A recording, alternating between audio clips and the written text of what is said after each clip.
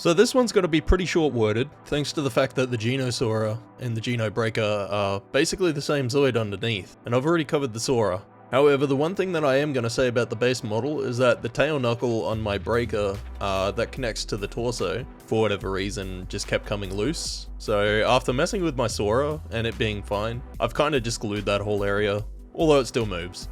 Starting off, the main differences are the parrot crest you're going to find on the head, and yes, I'm sticking with calling it that. Then further along you'll find the actual Genobreaker parts starting at step 49 on page 21. The good news is the Genobreaker specific sections are fantastic to build, but like the Sora parts, glue is a good idea in more than a few places. Step 50's third panel is a good example, the pieces that hold the blades when they're not deployed. And the reason is basically when you pose it or fiddle with them, they can pop free pretty easily.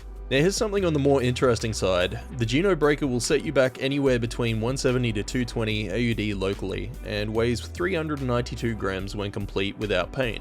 For a comparison, with the same size box is the Darkhorn, costing around 120 to 140 AUD locally, and that weighs 348 grams, also unpainted, which if you look at it from a different angle, means you're paying a whole lot more for 44 grams. I do know that this is not how they actually calculate it, but it is still amusing nonetheless, and you can bet I'll be doing the same with the Storm Sorter next, because that one actually really has me confused price-wise for those of us living in Aussie land, and perhaps other places. Right, touching back on the Chaotic Century rewatch, we're at episode 28, and it definitely feels like a lot more effort was being applied at this point in regards to the voice actors, and even the translation possibly.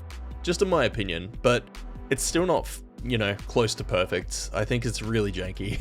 But I'm gonna continue watching it. Also, on a quick side note, after recently rewatching New Century start to finish and seeing the Genosora in both of the animes again, it seems like it's more staunch or broad in them than the HMM kit, which has me kind of wanting to do the old battery operated Tommy kit, since it sort of looks like that.